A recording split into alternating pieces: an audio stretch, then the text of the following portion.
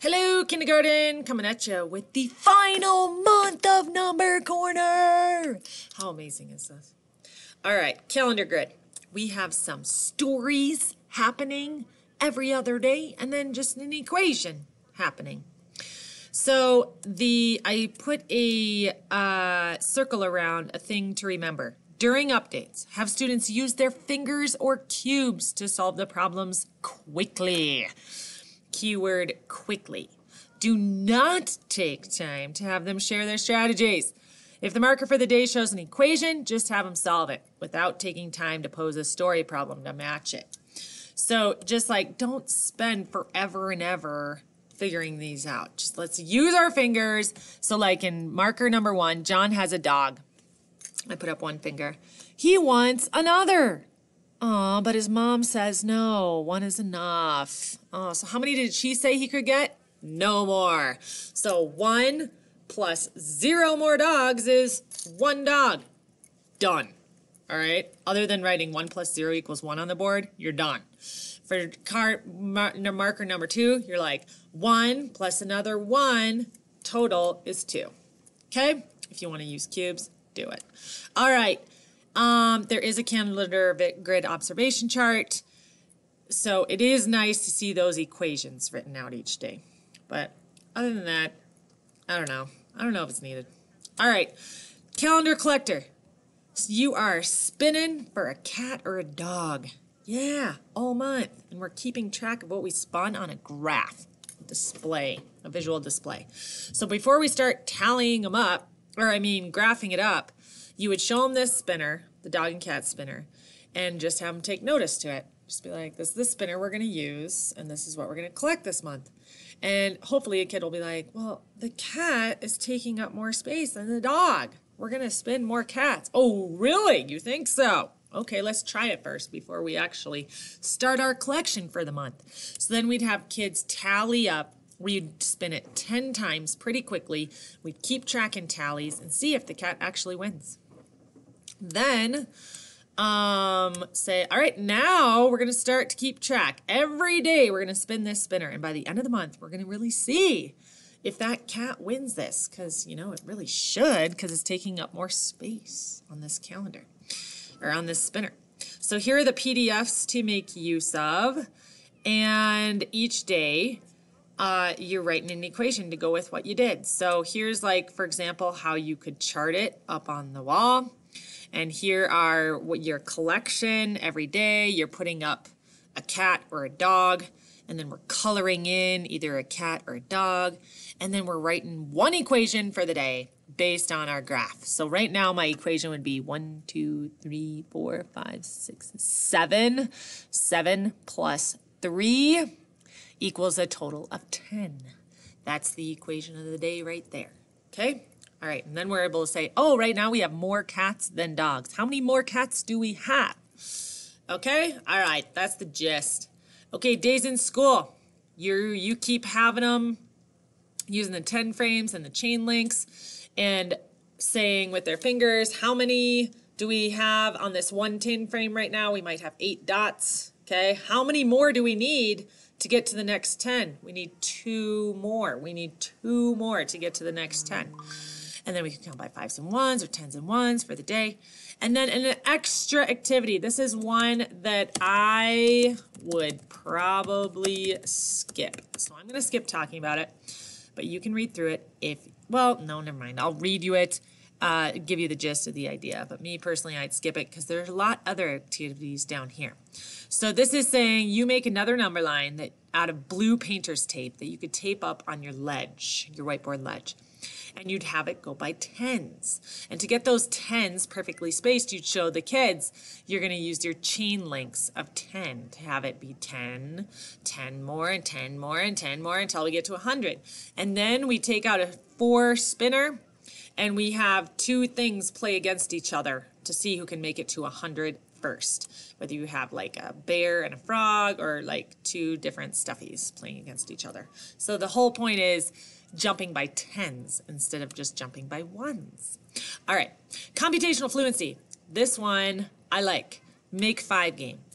You would start first by practicing making 5 with using your numeral cards or your pairwise cards or your 5-wise cards, showing them a card and then having them show you on their fingers how many more to make 5.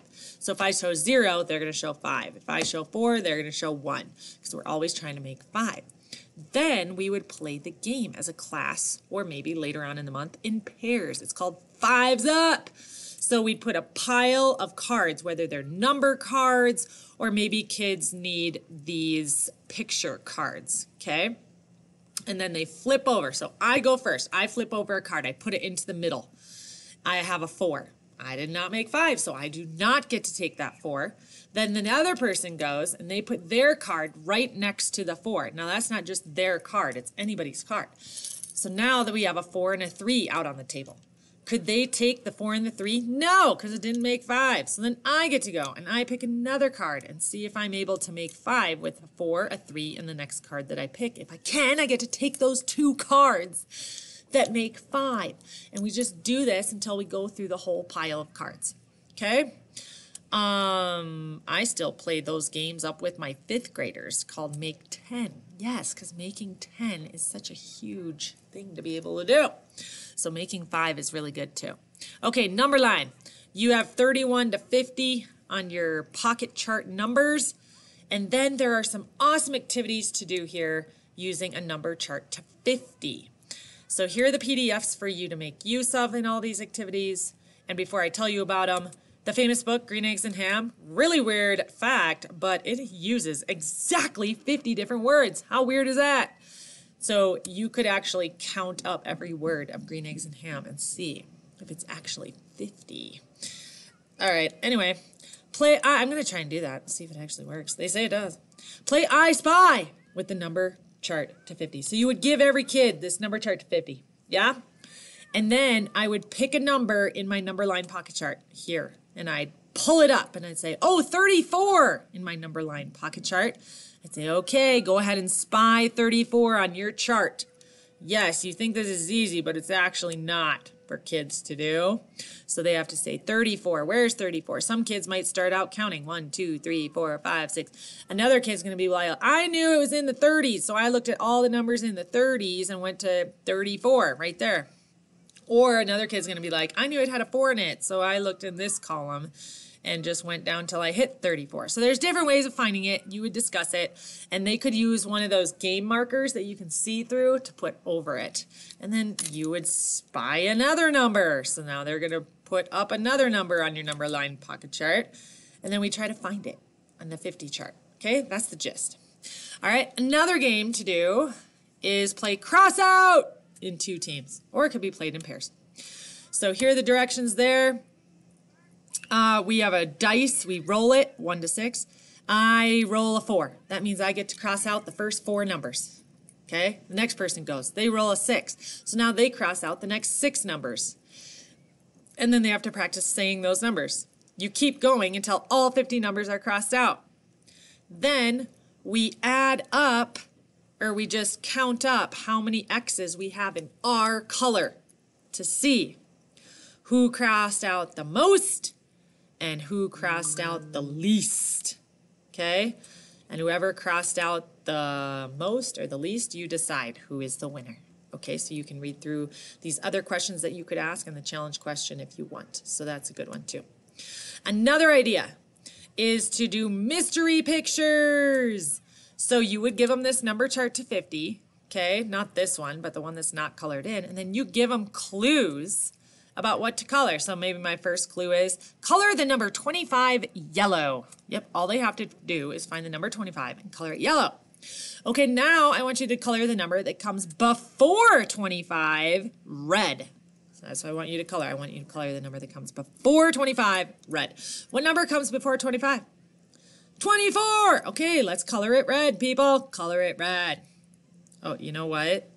24 should actually be orange. Okay, I just saw that. Orange. Right. And so I need to, and then I put yellow. Oh my gosh. Okay, now let's color the number that comes between 34 and 36 green. Yep, the number that comes between it. We want to color that green. What comes between it? 35. Yep, let's color it green, everyone. And then we keep going like that, right, till we get our mystery picture. You might be like, oh my God, that's going to take forever.